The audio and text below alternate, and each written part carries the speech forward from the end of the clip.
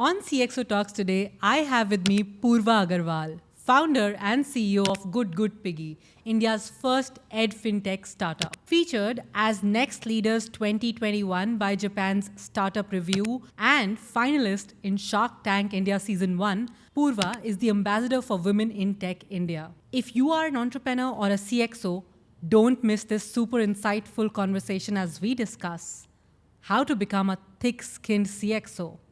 For very young entrepreneurs, how to let your work speak for itself and not be swayed by the biases as stumbling blocks. And how to really stand firm on your idea and fall in love with the problem and not the solution. I'm excited about all that comes up in this conversation with Purva on this episode of CXO Talks.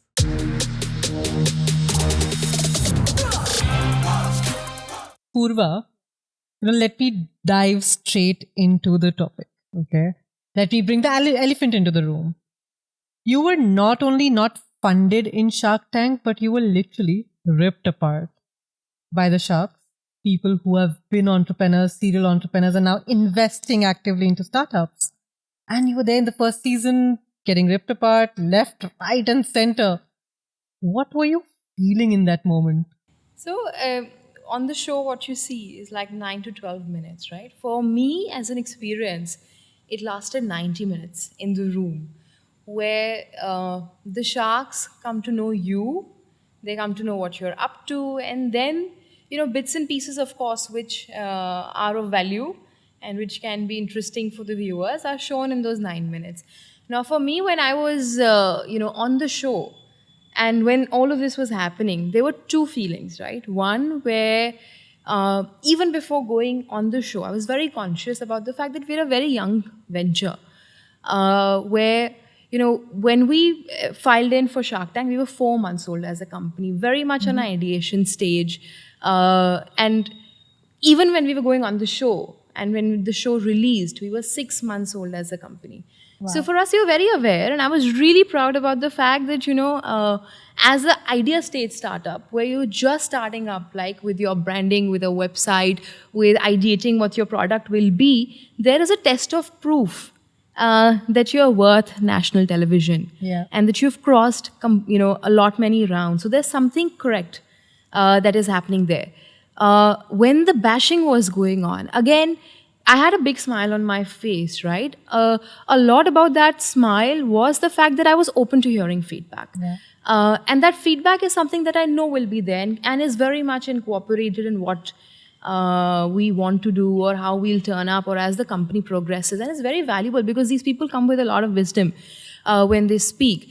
What was interesting for me to watch, again, I'm a tough nut, so I did not melt down, and you didn't see me, giving out the shed of tears that are expected out of women to give on a show. I bet they would not say it for a man, but for a girl, that you didn't cry. But I've been an investment banker, right? And I know because I've done this to startups myself.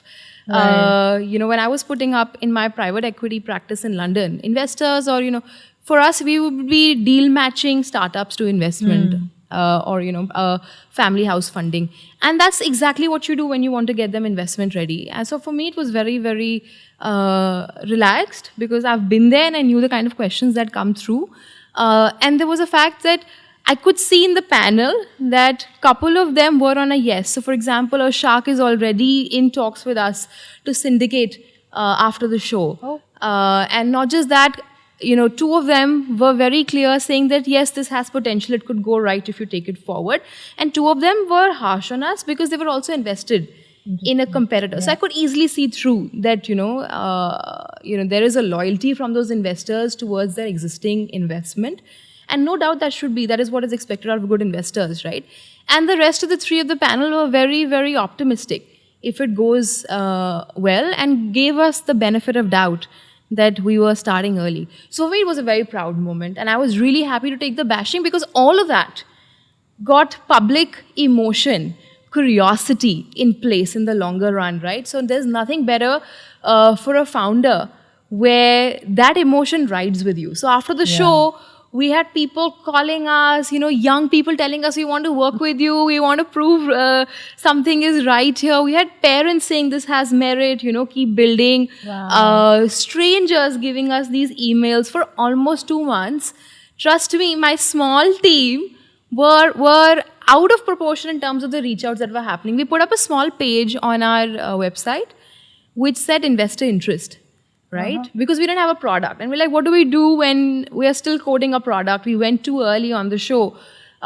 What best can we make of it? So we started where you could drop in your name if you wanted to work with us, you could partner with us, and you could list yourself if you wanted to invest in the startup. We had almost 150 people putting out their names. Wow. Now there was a challenge in front of us. How do we figure out who these people are and who we take money from, right? We started screening these investors. We figured out some of them were true, some of them were not genuine. The ones which were genuine, now my second aspect was I'm not looking for just capital.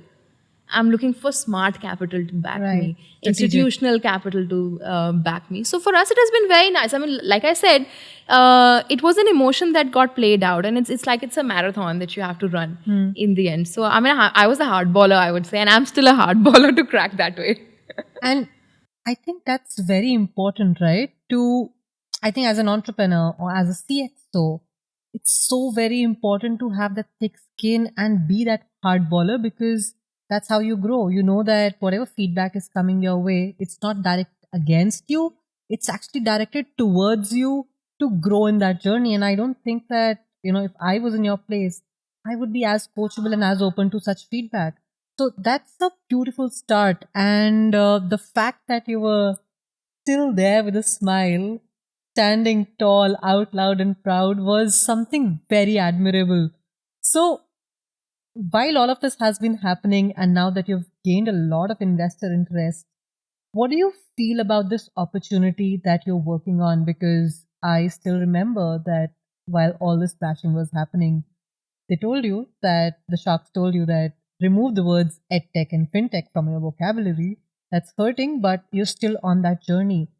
What do you see is happening in this space, especially for kids that you're targeting?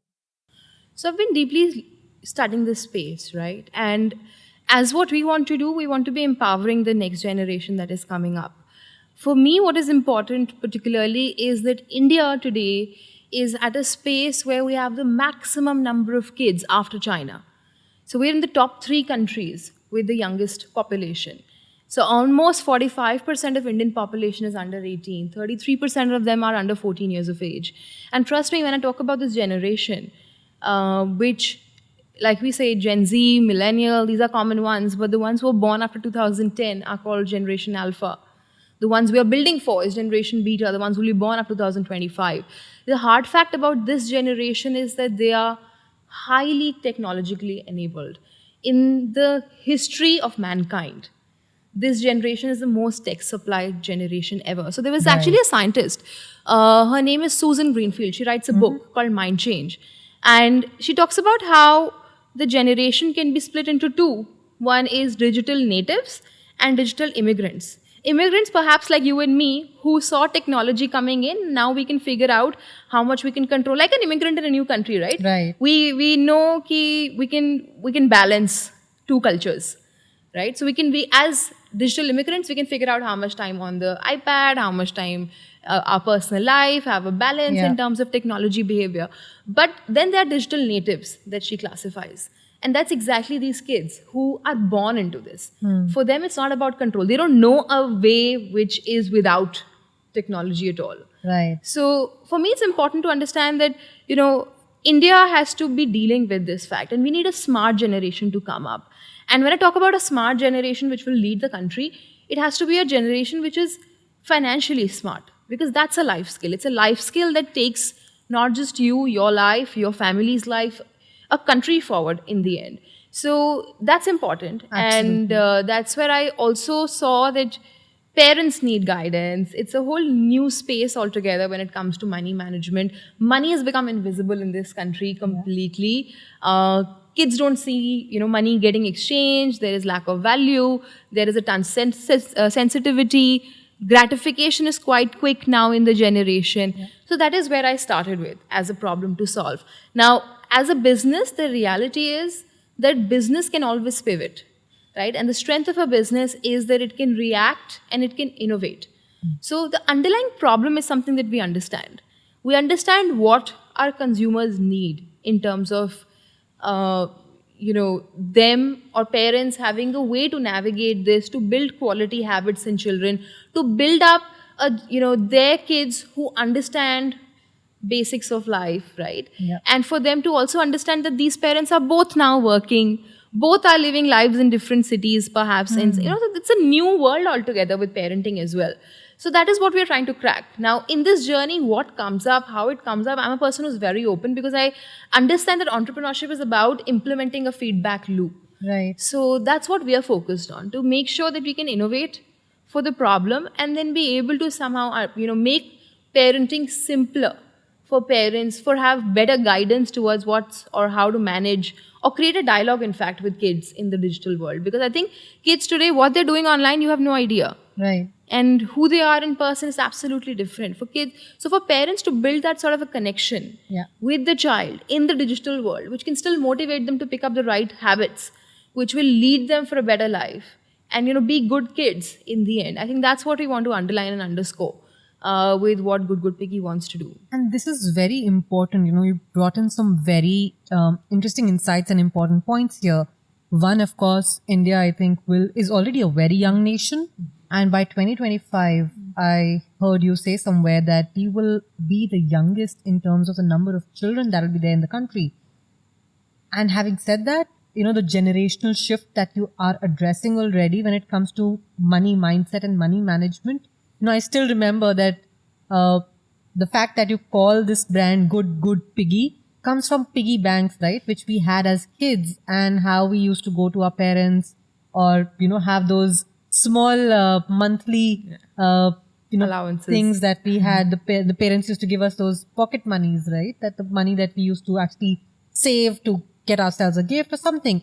But that is not a mindset that kids have right now. And this generation actually thinks that everything happens thanks to OTP, not thanks to money. So what do we need to buy something online? We need OTP. Who needs money, right? And that's a very interesting insight and problem that you're addressing. While you're addressing this, of course, there are challenges, because in every journey of building a business, of building a startup, of building any kind of an enterprise, there are challenges. And what have been some of those most challenging moments that you have come across in the past few months of having started out? So, Good Good Piggy as a brand or a brand name has been a hit with people. And I love it when I get emails saying Good Good Piggy Bank. I'm like, dude, I've not even paid for being a bank yet. And when people totally get it immediately, it's like dollars worth saved, right? You messaged exactly that, we're a closed wallet. And yet there are. And why we called it Good Good Piggy was actually when we started studying parents and kids. And we figured out that, parents are so busy, kids come to them and they're like, look, I made progress or I'm doing something nice. And all they want is appreciation. But in the midst of, endless tasks that the parent is confronted with today, all they go back and tell the child is, yeah, good, carry on. And that's what we picked on. We said that's the best, that's the first and the most intuitive appreciation that a parent gives to their child. And hopefully, I think that should remind people about Good Good Piggy and what we should do. So that is where, when you talk about challenges, what happened for us is, it's a small brand. It's a small brand to me, which started with a problem. It started in a structured manner, and we figured out that we want to build this. We got some institutions to back us up initially on the idea stage. SharkTank happened, more people came in. Some challenges that I have faced so far have been with respect to, all of these individual people who want to put in money. I've always realized that structured and institutional money is something which always keeps a startup pegged to certain milestones, which is lovely because as an entrepreneur, you know what you're chasing. And you can cut out the clutter that comes on your way because many opportunities come on your way. uh, and a framework definitely helps in terms of what you want to chase, what objectives are. When we met individual investors, we often figured out then there are biases which come with the individual investors, and these investors are then um, a sum of their experiences and inexperiences both. So for us, we lost a lot of time with the number of people we got to figure out who the correct people are. And that's sometimes very derailing. I feel that, in India, we need more and more institutional money to come to young startups, with much ease.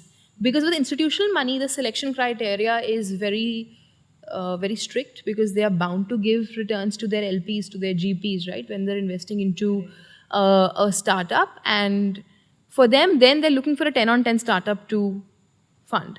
But a 10 on 10 startup does not or will not need your framework, right? Then they know what to do exactly. So I think it's kind of a gap which the institutions in investing and in the VC world need to solve. Where there are many things that happen for entrepreneurs, for women entrepreneurs, a lot many initiatives. But I somewhere feel that there is lack in terms of genuinely understanding, and an entrepreneur is coming to tap into this framework because they know they lack two things that you would build for, out of a 10 list. So I think that was my genuineness, where I figured out that maybe there is something that we are losing out here, which is essentially time. The second challenge that we saw on our way and we're still facing is the fact that now marketing, advertising, they've become very globalized, right? Because we are all on the same platforms. There is a standardization that has come in terms of D2C startups, Right. where we will go, what we will do, what these kind of costs are. And so far, with limited population, this price always keeps increasing. So Yeah. it's something that's just out of your hands to deal with. The only way it can help is, again, you put in more capital, or you figure out. I was seeing Google now experimenting on something called a zero cost marketing and all of that bit. But again, these are innovative problems for startups to crack. We not just saw that, we also saw that tech talent today has become very expensive. Absolutely. And extremely expensive, with the fact that, again, they're very globalized. And globally, it has become expensive. So I have a feeling now the tech trends are also moving to Philippines and all of that bit. We were initially working with Filipino tech talent way before SharkTank happened. And again, with Philippines, the problem is natural disasters. So, like for example, yesterday I heard there's some, natural calamity in Philippines. So again, these sort of things don't allow you to have sustainable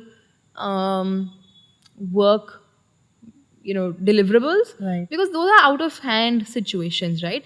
So we've paused initially because of COVID, because that was out of hands.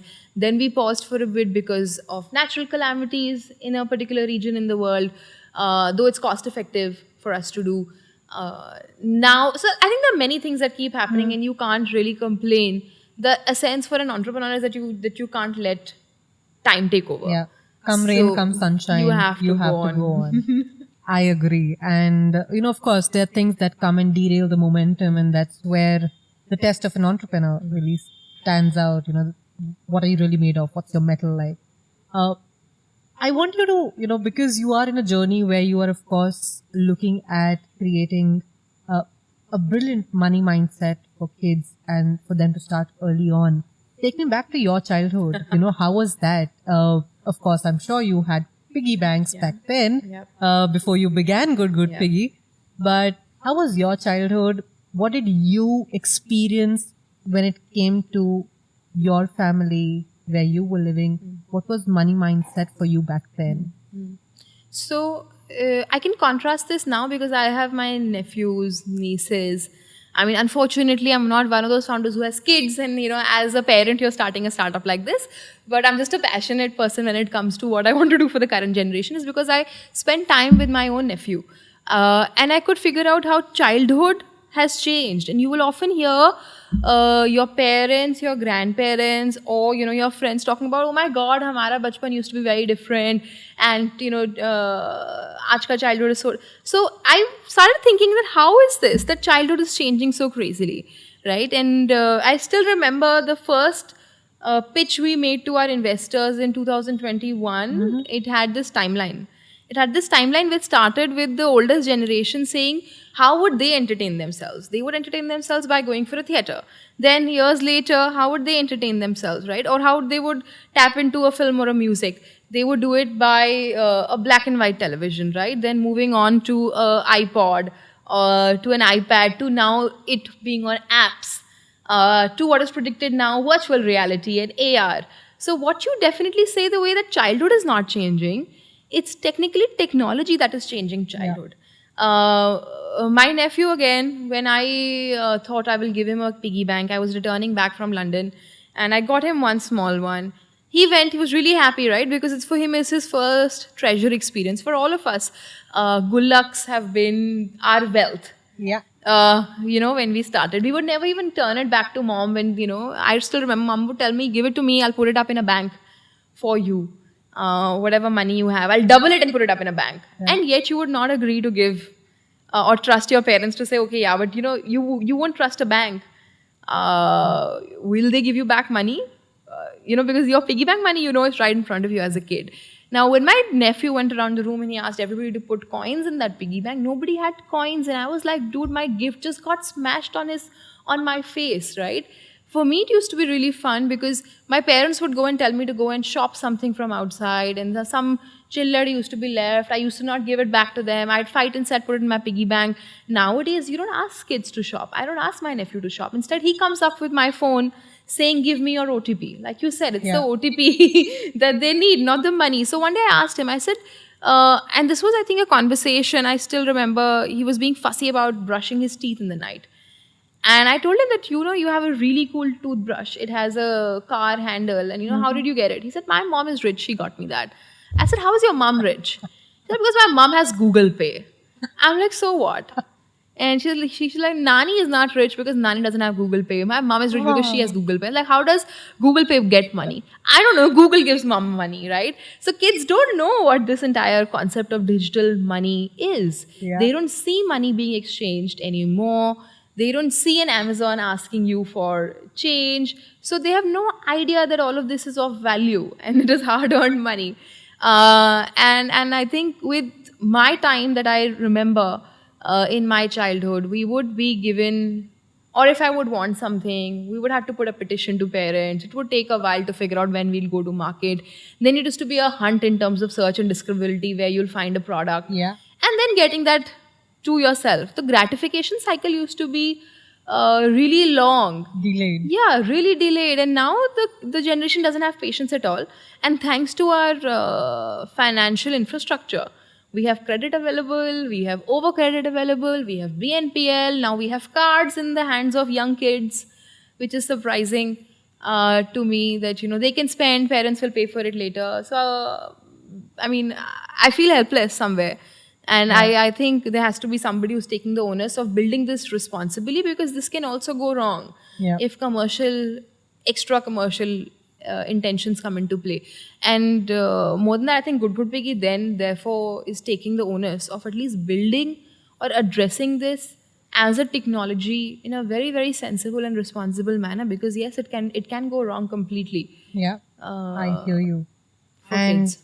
absolutely. And before it does, I think to create that awareness, to create that mindset, to understand what money really is very important. To not, to know that, okay, Google is not paying my mom, but yeah, it is the same money that she's earning that is coming through a certain place.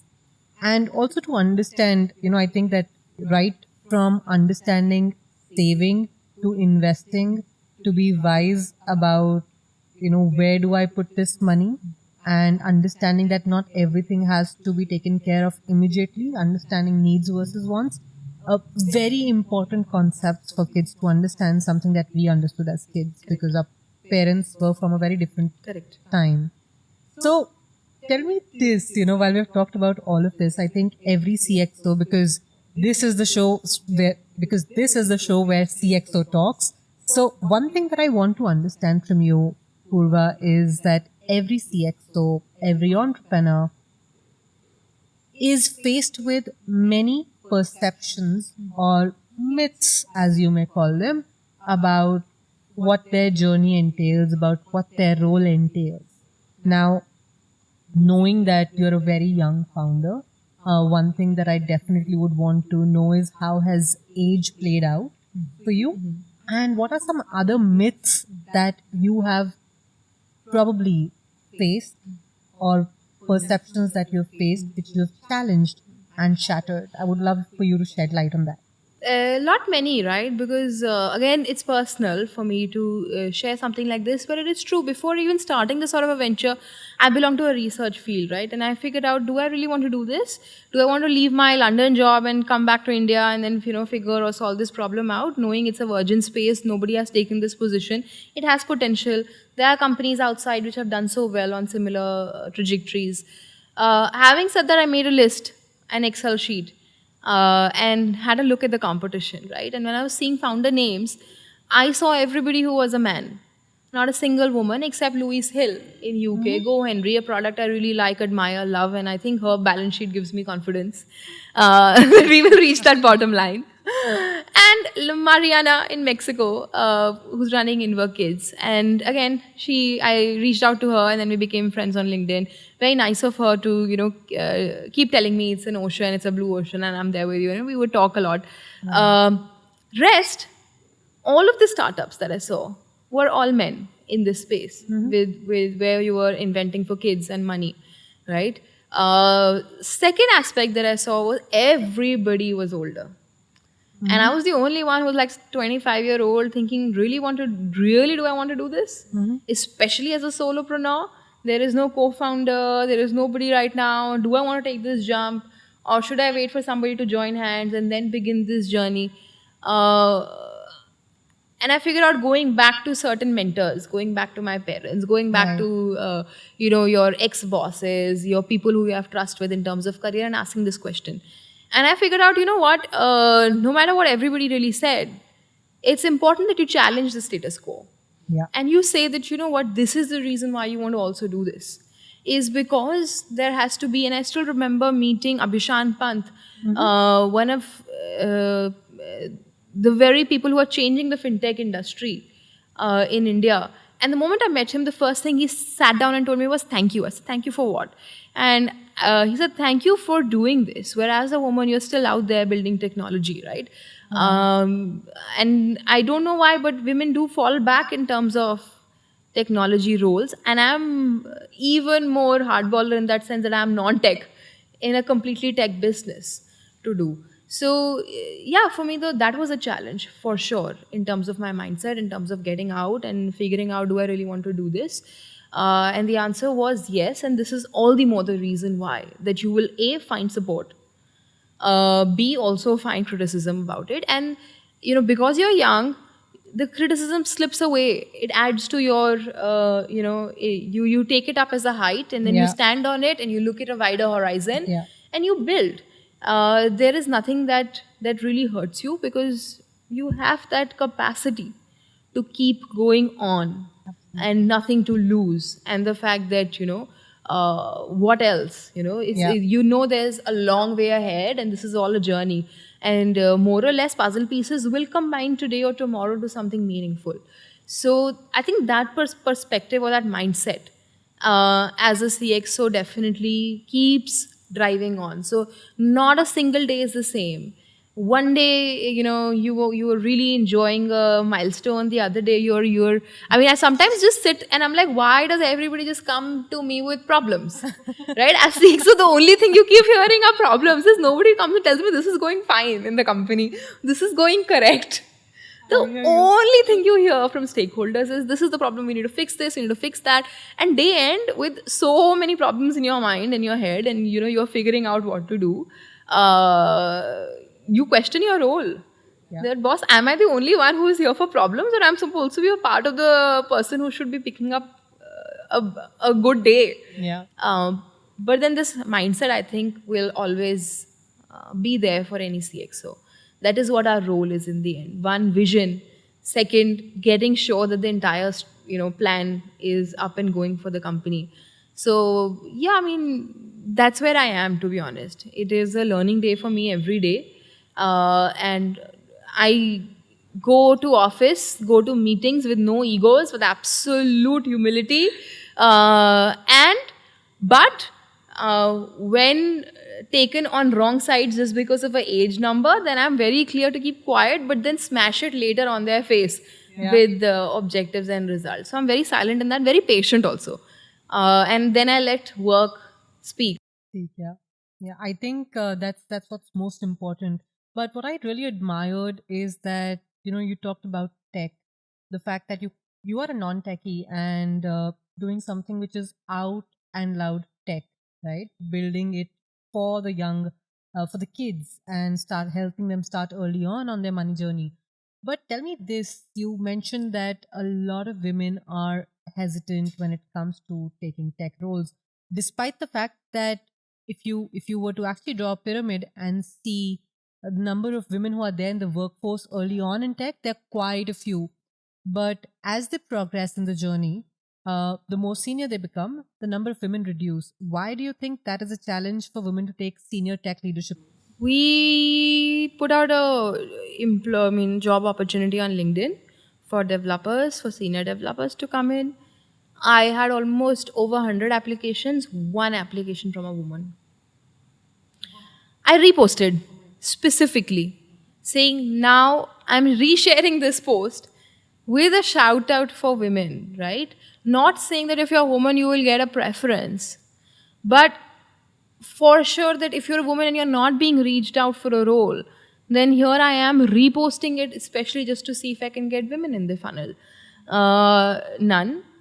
I mean, 1 out of 100 is what the ratio was, and I mean, it's a sad condition. It's a really sad situation. India is the largest producer of female graduates in the world. We're a leader when it comes to women in and getting out with qualification for technology. Yeah. We 1/3 of them join the workforce. That's a official statistic by the government of India. And how many of them reach the boardroom is a totally different problem. I remember sitting with some very, very respected CXOs and CEOs, thanks to women in tech. And my question was only this. I said, how do you feel in the boardroom? And they said the first thing when we got the board position, because compliance says so, is because the government of India says so that you need to have female or women directors in your company. We figured out what are we supposed to do. We're not supposed to sit here look pretty, right? And then there was a whole thing: who will teach us what to do in a boardroom? Completely. So for me, I think that answer or the solution is in mentorship. As a non-tech founder, there is a lot of mentorship that I seek constantly to cover that gap. And the second is awareness, to know that you have to learn. There is no other way. You can't take it as your weakness. You can't say you don't know. In the end, you're always answerable. So in all senses, there has to be something where you yourself are motivated Yeah. to pick the challenge and do the hard grind, and at least be aware of what has to be done. Maybe not be able to do it yourself, but to not be in a position where you don't know at all what's happening. Yeah. And very rightly pointed out that the role of mentorship and seeking the right mentors in the ecosystem is so very important wherever you are, tech, non-tech. But I think as you want to grow, the role of getting a mentor on board is very important, and always upskilling, like you said, always learning, having that motivation within yourself to really grow and trying to outpace yourself, not anybody else. Very valid. Uh, Tell me this, Purva, that if I was to ask you that from a CXO perspective, for any entrepreneur who's just up and coming, especially in a similar field in fintech and edtech, what are 3 things that you would want to recommend them to start with if they're just starting out? Look at your own journey. What are 3 things that you would want to give them as piece of advice that start with this? My journey accelerated because I followed frameworks, right? When it came to idea, I mean, when this was not even an idea in my mind, discovering an idea, right? I followed the framework of Kairos. So I was accepted in Kairos Society. Again, it's a society which is funded or which is supported by a Bill Clinton, Richard Branson sort of a vibe. It was a society in Europe, and then they kind of, I always go back and I say they brainwashed me to pick up entrepreneurship. Yeah? I was not the entrepreneurship. I was getting a good check. I was doing my London private equity career nicely. Suddenly, entrepreneurship came because I was in the structure and they started talking about, picking up an idea, how to put up design thinking, how do you build it. And for that framework, there was an idea that was left in my brain, right? Where I decided to pen it down in 60 pages and then take it to certain investors. Say, do you want to build this together? Again, second, institution backed. Again, a framework where we have an assembly line, and now the startup gets building, and now we have an MVP which is coming out in the market. And yet again, we've been picked up by STPI as a pre-incubation startup, where again there's a framework for us to follow. So for any entrepreneur, either you're totally experienced to know what to do, and if not, then you need certain guidance, and again, not follow it blindly. In the end, if I look back in my journey, there were things what the framework said, and then there were things that I would build, I would research, I would do and fuse together and show that, there's a startup which came on television on idea level, and then in 6 months is delivering a product which has bugs, not to say, which has its own issues, but it has to evolve with feedback. It has to evolve as a journey. And to be honest about it, to own it in front of your customers and say, look, we'll come back and we'll fix it. And I think that relationship is what you need to strike in the end. And it only comes in if all of these entrepreneurs who want to build a company can build it with awareness that it has to also take time to research from your end, right? You just can't be in a mindset that you employ people and things get done. It's also about guiding those people and figuring out what you want from them and what their KPIs are. Absolutely. And I think research goes a long way, knowing about your industry, finding the right people. Um, what I think also, for us, for example, as an entrepreneur has really helped is, like you mentioned about the Kairos Society, right? So for us to also reach out to the right people, the right societies, the right forums where we have learned frameworks. And I think frameworks definitely help in your journey because you're able to structure so many things. You're able to put things into perspective in a process, and you're not just going with the flow that okay, whatever works, we'll figure out. So there's a certain process in place. There's a certain method to the madness, and that's I think something that helps early on for sure. Thank you for sharing those advice. As a CXO and as a founder of Good Good Piggy, do you have a ritual that you follow in person that keeps you sane, that keeps you centered and grounded, and level up to all the madness that the journey of being a CXO and an entrepreneur brings with you? Good question. My personal habits, yes. I'm a person who's spiritual. I've been spiritual from a very young age. So for me, my day starts with certain music that I listen to, a zone that I wake up in. And definitely it ends also with certain practices that keeps you insane. I mean, keeps you sane in the insane sense. So, yes, I think, and that sort of mental resilience irrespective of whether you're an entrepreneur or non-entrepreneur, you have to have. And I think remember having this conversation with a friend slash VC saying that it need not be that entrepreneurs have to always stay stressed. It need not be that entrepreneurship is always a hard grind. Unfortunately, we've also typecasted or stereotyped entrepreneurs and entrepreneurship as they're being totally, maybe they're just enjoying their time as well in it. So for me personally, I really enjoy entrepreneurship, all because there's so much you can do and nothing is of waste. Everything can be applied in your venture, right? And the fact that the venture success is not just your own success. There are other people who are putting in their hard work, and it's a manifestation of a lot of people's energy together. So I think that realization is something that I practice. I always, in my thoughts, in my mind, keep my team, make sure that at least, if not in person, but at least in spirit, have that vibe that we're in it together and we're solving in it together, and feel each other's pain, feel each other's joy. And I think That gratitude, I think, will help any entrepreneur, any individual, perhaps not even just Absolutely. I think that's very important. One, I think that you mentioned that waking up in the zone, something that I definitely do.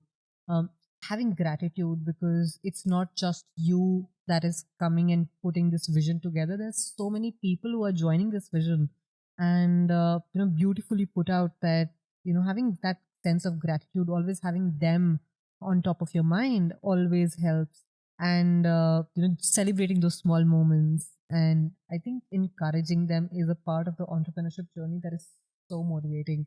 Now the last question that I have for you is that is a part of the show that every CXO who comes and is a guest on CXO Talks actually passes on another question to the next CXO without knowing who the CXO will be, but passes on the question because I feel there's so much cross pollination, knowledge sharing that happens between CXOs. There's so much peer learning that happens. So, if you were to ask a question to another CXO, what would that be? So a CXO for me is somebody who is not an individual, but is an army of people, right? Mhm. So then you have your own brigade, and you're responsible for so many people and their footprint and their direction as a leader. So my question to the next CXO would be that when they're leading this army, what is their true intent? Because in the end, I feel that every manifestation in the world should solve something for the world. So perhaps my next question to your next CXO will be on whatever they're doing and their impact footprint, in terms of what is it, not business, but in the world that they see their existence as a company, as a brand solving. So I think I would probably ask something like this. Wow.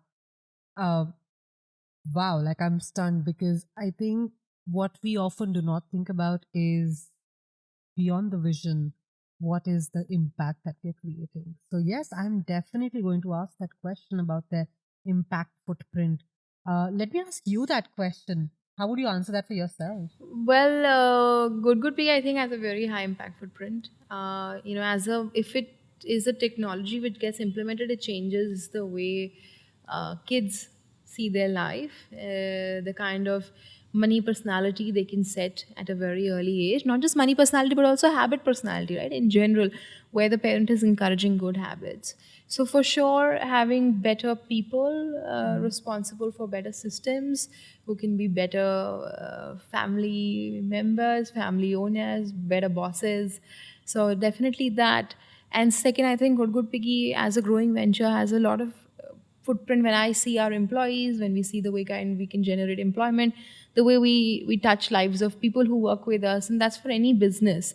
I think that footprint to me as a CXO means a lot. So I'm of a mindset which is not of extraction, but then of prosperity, where as an institution, if we can get a purpose, passion, and prosperity aligned, not just for yourself as a leader, but for your employees, for your investors, for your customers. I think for me that is of very high value. So I don't believe in shareholder motives. I'm of a person which believes in stakeholder theory and shareholder theory. I mean, Milton Friedman will feel really bad when I say this, but rest his soul. I think today is a time when we are beyond the customer is a king mindset, but the fact that the entire stakeholder system of a business needs to be in place. So Good Good Piggy is running on the stakeholder management theory, where each stakeholder hopefully is aligned to a process and system where they can feel efficient in the company. And I think that's my 2 cents on our impact and us valuing not just customers or investors or I don't know, but everybody. I think even vendors, any Yeah. stakeholder who's in your system has to feel that. That has me stumped for words because the way you talk about how you are growing young, independent, responsible adults after these kids really learn something from Good Good Piggy, I think that's what they will become. And even for your employees and team member, really making them in a way, responsible and independent, right? And three things that stay with me is purpose, passion, and prosperity that Good Good Piggy is creating, Purva. And I'm really thankful for this time that you've spent with me at CXO Talks, and really honored for you to be going on to Shark Tank, coming here, sharing that journey, because there's so much that every CXO, every entrepreneur, and those who are embarking this journey will learn from you, from this conversation that we've had today. And that's where I say thank you Thank you, again. Sonia. That was Thanks a really lot, nice. and really grateful. And I would love to stay connected. And where can the audience who's listening and who's watching this show reach out to you if they were to connect? So I'm very accessible. Good Good Piggy has a website where you can leave in if you like to experience the product as a user. Drop in your credentials. We'll be reaching out. It's invite only at the moment. Not just that. As a person, if you'd like to connect, I'm very accessible on LinkedIn. I do check my LinkedIn all the time. So if there's somebody who wants to leave a message, more than happy to connect. And thank you, Fabulous. Sonia. Thank you so much, Purva.